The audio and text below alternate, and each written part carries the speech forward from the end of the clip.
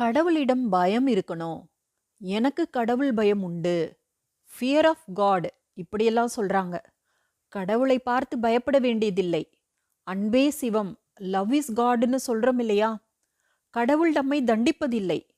செய்யும் கர்மாவை பார்த்து பயப்படணும். ஏன்னா விதிப்படி நடக்கும்னு சொல்றோம் இல்லையா?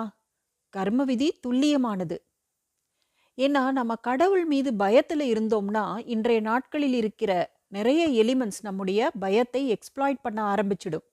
நீங்க ஒரு புது நகரத்துக்கு போறீங்க. உங்களுக்கு அந்த இடத்தை பத்தி அதிகம் தெரியாதுன்னா உங்களை எக்ஸ்ப்ளாய்ட் பண்றதுக்கு 10 பேர் வருவாங்க.